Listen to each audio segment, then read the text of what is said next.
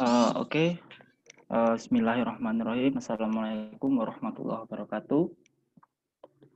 Salam sejahtera bagi kita semua. Salam Om Swastiastu, Namo Buddhaya, salam kebajikan. Sebelumnya selamat pagi kepada teman-teman semua.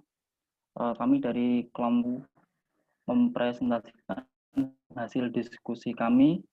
Adapun anggota dari kelompok kami yaitu yang pertama Anggelia Yeni Chandra, Andi Nova Idris, Asdi Rahmat Susetya, Asfarina Nurulia, saya sendiri, Atika Widya Prasastya, Fadilah Mukni, Farel Rifda, Fatia Zahra Hairunisa, Fatkul Palestin, Fauzia Asabila Taqwa, Faiza Putri Fadia, dan yang terakhir Felda Nur Saidah, dan yang terakhir Yuwana Wian Normala.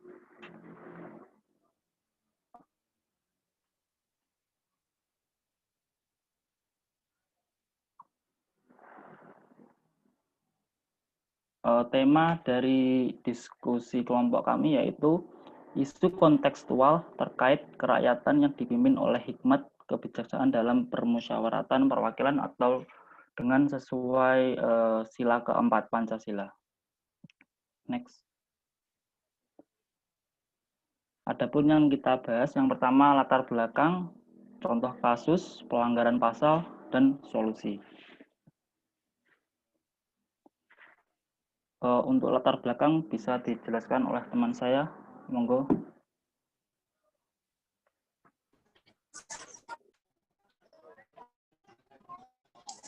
Saya Fadil Mukni akan latar belakang isu sila keempat. Bangsa Indonesia merupakan bangsa yang bersatu Pancasila. Karena setiap nilai-nilai dalam setiap sila Pancasila harus diaplikasikan dalam kehidupan berbangsa dan bernegara. Sebagaimana sila keempat berbunyi kerakyatan yang dipimpin oleh kebijaksanaan dalam permusyawaratan perwakilan. Berarti yang kedepankan prinsip bermusyawarah untuk melalui wakil-wakilnya badan-badan perwakilan dalam memperjuangkan mandat rakyat. Asas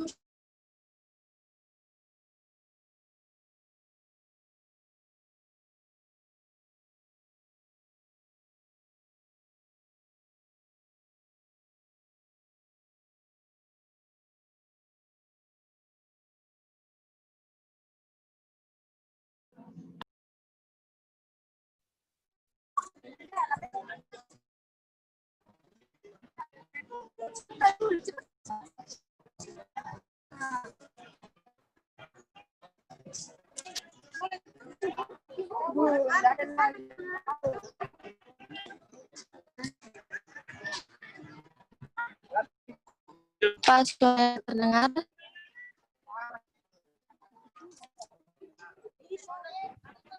Terdengar tapi putus-putus. Maaf tadi. Saya akan lanjut. Asas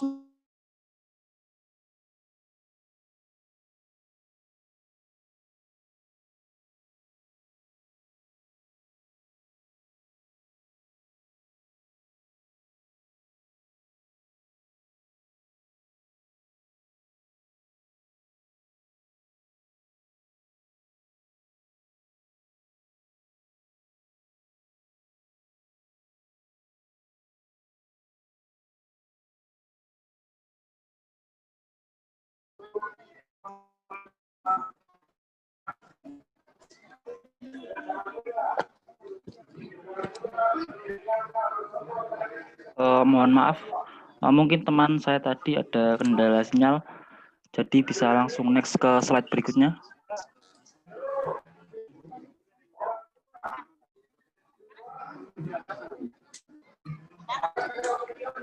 Baik, saya Farel Rifda akan menjelaskan slide selanjutnya yaitu makna sila keempat. Jadi yang pertama sila keempat itu mengandung hakikat demokrasi. Jadi demokrasi sendiri mengandung pengertian yaitu pemerintahan yang berasal dari rakyat, oleh rakyat, dan untuk rakyat. Dan di dalam sila keempat ini tertuang prinsip demokrasi di berbagai bidang kehidupan, yaitu di bidang sosial, politik, budaya, dan juga masyarakat.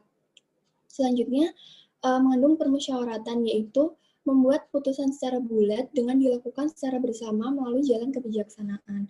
Jadi ini lebih dikenal dengan musyawarah mufakat yang disesuaikan dengan prinsip dan ideologi masyarakat Indonesia. Kemudian melaksanakan keputusan bersama dengan berdasarkan kejujuran.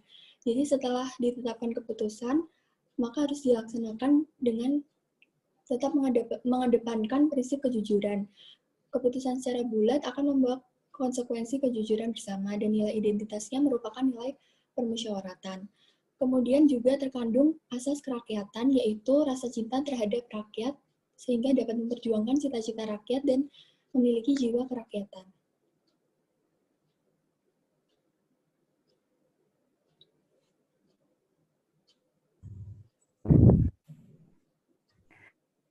Selanjutnya ada contoh kasus yang berkaitan dengan sila keempat. Contoh kasus yang berkaitan dengan sila keempat ini, itu yang baru-baru ini terjadi, penangkapan massa demonstran UU Cipta Kerja.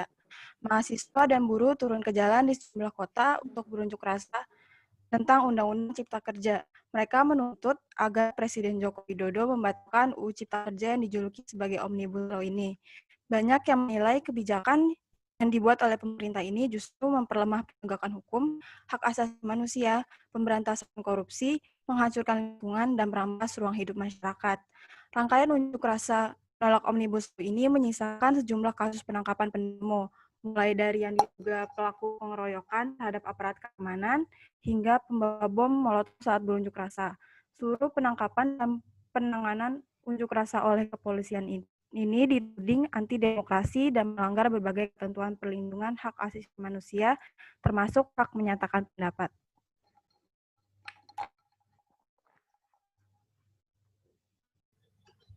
Selanjutnya, saya akan menjelaskan mengenai pasal yang dilanggar dari kasus di atas.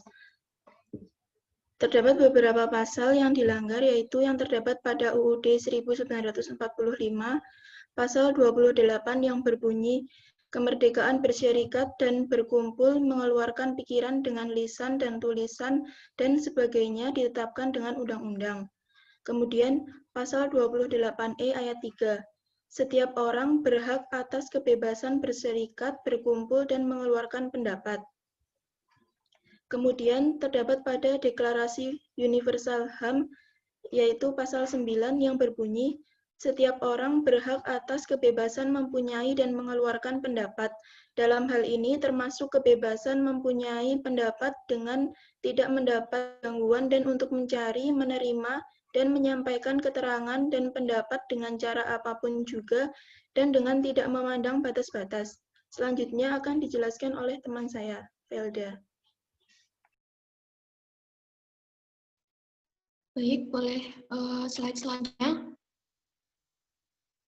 Slide ke-13.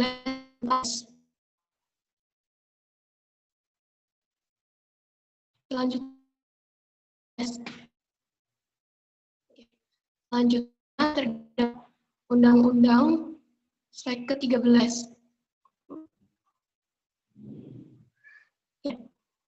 Selanjutnya itu Undang-Undang Nomor 39 Tahun 1999 tentang HAM, yaitu yang pertama pasal 3 ayat yang bunyi setiap orang bebas untuk mempunyai, mengeluarkan, dan menyebarluaskan pendapat sesuai hati nuraninya, secara lisan dan atau tulisan melalui media cetak maupun elektronik, dengan memperhatikan nilai agama, kesusilaan, ketertiban, kepentingan umum, dan keutuhan negara. Selanjutnya adalah pasal 14 ayat 1 dan 2 yang berbunyi mengatur hak untuk berkomunikasi dan memperoleh informasi yang diperlukan serta untuk mencari, memperoleh, memiliki, menyimpan, mengelola, dan menyampaikan informasi dengan menggunakan segala jenis sarana yang tersedia. Next slide. Selanjutnya ada pasal 25 yang berbunyi setiap orang berhak untuk menyampaikan pendapat di muka umum, termasuk hak untuk sesuai ketentuan peraturan perundang-undangan. Selanjutnya pasal 44 yang berbunyi setiap orang baik sendiri maupun bersama-sama pertama, mereka mengajukan pendapat, permohonan, pengaduan, dan usulan kepada pemerintah dalam rangka pelaksanaan pemerintahan yang bersih, efektif, dan efisien, baik secara lisan maupun dalam tulisan sesuai dengan ketentuan peraturan perundang-undangan yang berlaku. Dan yang terakhir, terdapat pasal 5 yang berbunyi, warga negara yang menyampaikan pendapat di muka umum berhak untuk yang pertama mengeluarkan pikiran secara bebas, dan yang kedua memperoleh perlindungan hukum. Selanjutnya saya kembalikan kepada moderator.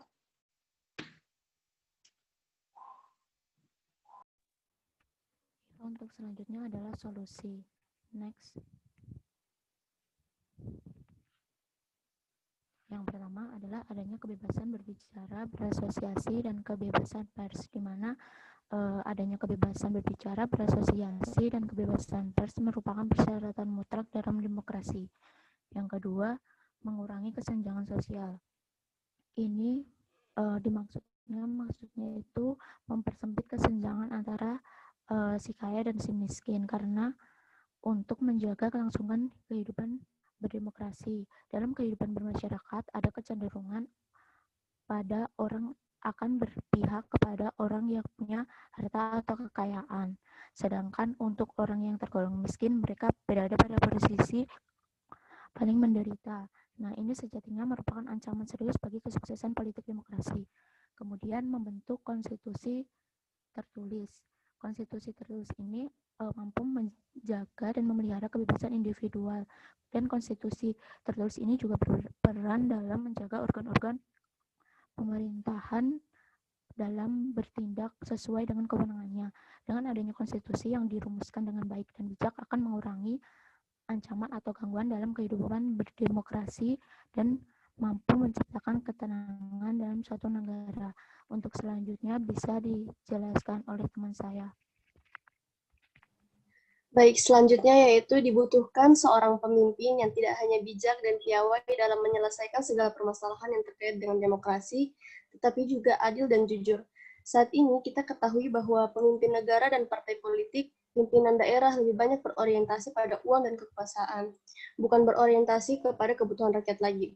Lebih-lebih banyak yang tidak jujur. Akibatnya, terjadi banyak sekali kecurangan saat pelaksanaan pemilu. Cara mengatasinya permasalahan demokrasi khususnya dalam pelaksanaan pemilu adalah dengan mendorongkan kerjasama yang baik antara panitia pelaksanaan dan petugas beserta masyarakat yang menyuarakan hak pilihnya, serta diperlukan pemimpin yang tegas, amanah, adil, dan jujur. Yang terakhir yaitu meningkatkan nalar berpikir masing-masing orang. Pendidikan meningkatkan kemampuan seseorang dalam berdemokrasi, sehingga mereka memilih bukan berdasarkan identitas, tetapi atas dasar visi dan misi, bukan karena suku, agama, dan teman-teman yang lain, sehingga tidak ada konflik dalam berdemokrasi yang dihasilkan. Selanjutnya saya kembalikan kepada moderator.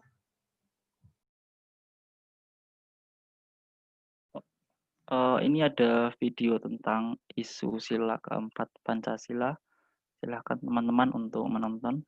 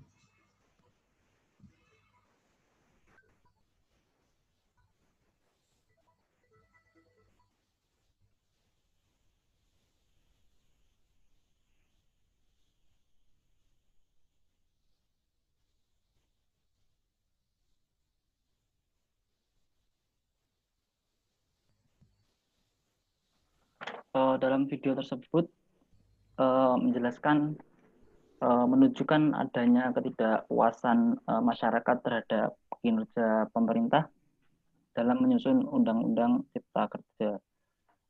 Sesuai dengan sila keempat Pancasila bahwa negara kita merupakan negara demokrasi, yakni masyarakatnya bebas dan boleh menyampaikan aspirasi kepada siapapun, namun harus tetap diingat bahwa dalam menyampaikan aspirasi tersebut harus didukung dengan adanya sikap bijak dan tidak merusak fasilitas umum.